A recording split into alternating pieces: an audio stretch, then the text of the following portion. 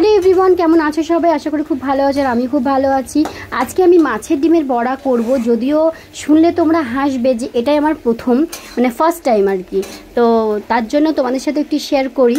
তো চলো শুরু করি আজকের ভিডিও।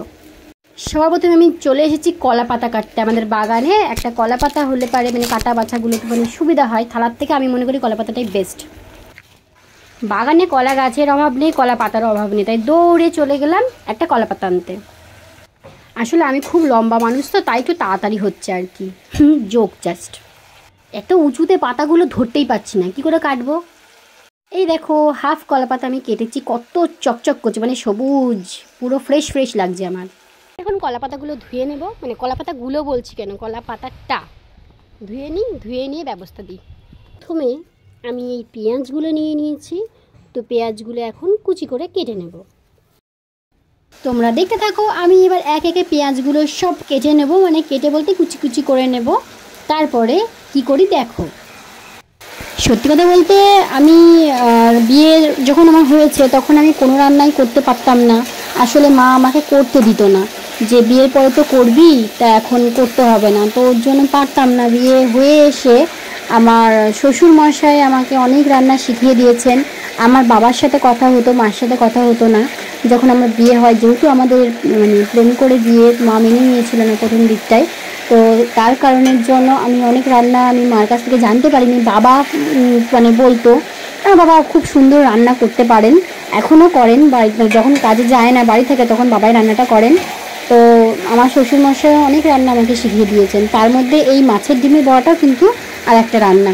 তো চলো আমি কী কী নিয়েছি তোমাদেরকে এবার দেখিয়ে দিই। আমি কিন্তু একে একে পেঁয়াজ, কাঁচা লঙ্কা কুচি, ধনে পাতা কুচি আমি নিয়েছি, সাথে লবণ, হলুদ তো লাগেই, তোমরা জানো। চালের গুঁড়োও আছে 2 কাপ, এখানে আমার যেতটুকুনি লাগবে আমি ততটুকুনি নেব প্রয়োজন অনুসারে। আর কাঁচা সর্ষের তেল বলতে আমি বড়া টড়াগুলো সর্ষের তেলেই ভাজি, তার জন্য আজকে আমি সর্ষের তেলটাই নেব। তোমরা চাইলে সাদা তেলও নিতে পারো। তো চলো একে একে এখন আমি পেঁয়াজগুলো সব কিছু মিক্স করে ফেলি। আমি চটকে পেঁয়াজগুলো সিঙ্গেল সিঙ্গেল পিস করে নিচ্ছি। আর সত্যি কথা বলতে পেঁয়াজগুলো যখন ছাড়ালাম, তো কি সুন্দর যে লাগছে, পুরো সাদা ধপধপ করছে একদম।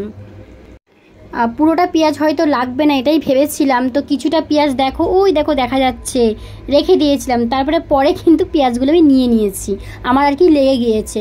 তোমাদেরকে দেখিয়ে দিলাম যে এবার পেঁয়াজ হয়ে গেছে। চলো এবার কাঁচা লঙ্কাগুলো আমি দিয়ে দিই।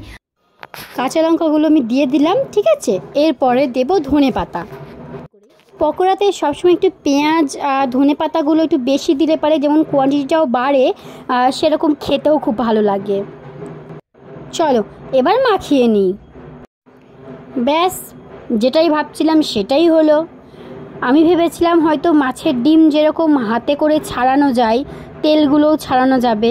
আমার বুদ্ধি সত্যি ভ্রষ্ট হয়ে গেছে, ভ্রষ্ট। আমি তো কোনোভাবে ছাড়াতে পারলাম না, আমি বুঝতেই পেরেছিলাম। দিয়ে আবার সব পেঁয়াজ টেয়াজ আলাদা করে সরিয়ে মাছের ডিম তেলগুলো, মাছের ডিম নয়, তেলগুলো আমি আলাদা করলাম, করে এখন বটি দিয়ে কুচু কুচু করে কাটবো। না হলে আমার পক্ষে সম্ভবই না যে আমি হাত দিয়ে ছাড়াবো এগুলো।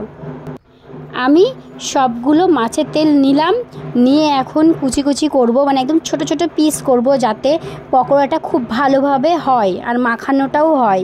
দেখো বাটির ভেতরেও কিছুটা তেল রয়েছে, আর এখানে আমি ছোট ছোট ছোট ছোট করে টুকরো করছি বটিতে। এখন টুকরো করে নেব, তারপরে মাখানো হবে। কিছু না করলে যেটা হয়, কিছু না করলে বলাটা ভুল, আমি রান্না অনেক কিছুই পারি, কিন্তু এই দিক থেকে এই মাছের তেল এগুলো আমি কখনো সেভাবে রান্না করিনি। কেননা এর আগেও ওই পুঁই শাকের জন্য, বাঁধাকপির জন্য মাছের তেল নিয়ে এসে মাছের মাথা দিয়ে আমি রান্না করেছি, কিন্তু তেল দিয়ে আমার করা হয়নি। একবার আমি করেছিলাম, কিন্তু কিভাবে বাঁধাকপিটা পুরো তেতো হয়ে গেছিলো, খেতে পারিনি। সেই থেকে ভয়ে আতঙ্কে আমি খেতে পারিনি, মানে রান্নাই করিনি আর কি ওই তেল জিনিসটা। তো বাবু নিয়ে আসলে পারে আমি বেগুন দিয়ে পেঁয়াজ দিয়ে ভেজে দিই, কখনো আলু দিয়েও ভাজা করি। তো আজকে যখন নিয়ে এসেছে আমি চলো বড়াই করব, এর আগে তো কখনো করা হয়নি। তো সেইভাবে এই তো প্রথমবারই আমার ঢিসমিস হয়ে গেল। তো দেখো আমি পিস পিস করে কেটে নিয়েছি, কেটে নিয়ে এখন বাদবাকি যা যা দিতে হয় আমি সবগুলো দিয়ে নেব, কেননা এত ছোটো ছোটো পিস করেছি আমার আর অসুবিধাই হবে না। গুরুজনরা বলে যে শেখার কোনো বয়স হয় না, তো আমার ক্ষেত্রেও ঠিক তাই, কেননা আমি এখনও নিত্য নতুন রান্না শিখছি, অনেক রকম মানে যেগুলো আগে পারতাম না সেগুলো পারছি। তার থেকেও উপরে হলো যে খুচখাচ যে টুকিটাকিগুলো হয় সেইগুলো জানছি, যে রান্নায় তেলের মধ্যে যদি একটু হলুদ দিয়ে দেওয়া হয় তাহলে তেলটা ছিটকায় না, কোনো কিছু দিলে চটপট চটপট করে না। তো এটাও আমি একজনের থেকে শিখেছি, সেই থেকে মানে যাই করি না কেন আমি একটুখানি হলুদ তেলের মধ্যে দিয়ে দিই, যে আলু ভাজা বলো মাছ ভাজা বলো, ওতে কি হয় পটপট করে অনেক সময় ফেটে বেরোয় না, ওই জিনিসটা হয় না। তো চলো দেখো একে একে হলুদ লবণ দিয়ে দিয়েছি, একটু হলুদ পড়েও গেল, ঠিক আছে তুলে নিচ্ছি অসুবিধা নেই। আর তোমার চালের গুঁড়োটা দিলাম, চালের গুঁড়োটা দিয়ে দেখো এখন ভালো করে এটাকে মাখাতে হবে, মাখিয়ে মাখিয়ে বেশ দলা দলা হয়ে আসবে, তারপর রেখে দেবো। বেশি জল আমি এর মধ্যে ইউজ করব না, ভীষণ ভালো করে আমাকে মেখে নিতে হবে এই জিনিসটা। বুঝতেই পারছো যে আগে ছাড়া ছাড়া ভাবটা ছিল, কিন্তু এখন ছাড়া ছাড়া ভাবটা নেই। আস্তে আস্তে এটা একটা আঠা ভাব চলে আসছে, আমি হাত দিয়ে দেখে নেব ভালো করে যে এটা ঠিকঠাক এসছে কিনা। তো চলো আমার এই দিকটাতে হয়ে গেছে, এইবার আমি যাব গ্যাসের কাছে, কড়াইটা এবার বসিয়ে নেব। দেখতেই পাচ্ছ কেমন দলা করছি, দলা হয়ে যাচ্ছে। আমি এবার গ্যাসের কাছে চলে এসেছি, এবার কড়াইটা বসাবো, তার আগে আমি আগুনটা ধরিয়ে নিলাম। ঠিক আছে, কড়াইটা বসানোর পরে এবার কড়াইয়ের ভেতরে আমি তেল দিয়ে দেব। কড়াইটা দেখতে পাচ্ছি একটু জল ছিল বলে একটুখানি গরম হতে টাইম নিল। এবার তেল ঢালার পালা। অনেকে কিন্তু রিফাইন তেলে করে, আমি করব সর্ষের তেলে। আমার সাথে একটা জিনিস আগে হতো, যেটা কি আমি কড়াইয়ে নর্মালি যখন তেল ঢালতাম তখন তেল দিলেই চটপট চটপট করে ফুটতো, ঠিক আছে, গায়েও ছিটকে আসতো কখনো, তারপরে গ্যাস ফ্যাসেও পড়তো, বাজে লাগতো দেখতে।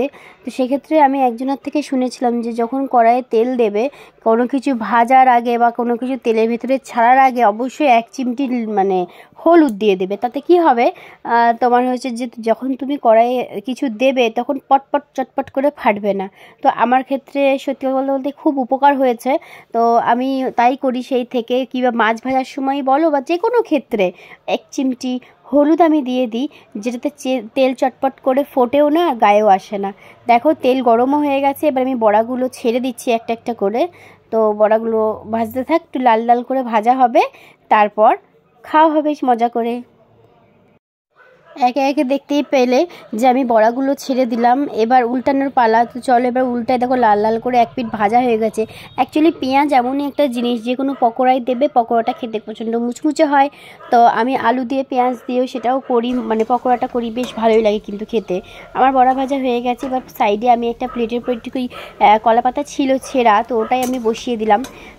চলো এর উপরই রাখবো, দেখতেও ভালো লাগবে, সবুজ সবুজ, আমার তো কলা পাতা খেতে ভীষণ ভালো লাগে। তো আমি বড়াগুলো একটা একটা করে তুলে নিলাম, ঠিক আছে। তো তুলে নেওয়ার পর এবার দেখতেই পাচ্ছ কত সুন্দর লাগছে দেখতে কলা পাতাটা বা কলা পাতার উপর বড়াটা। সর্বশেষ কেমন লাগলো অবশ্যই জানিও। ভিডিওটা আমি এখানেই শেষ করছি, দেখা হবে পরের ভিডিওতে। ভালো লাগলে একটা কমেন্ট।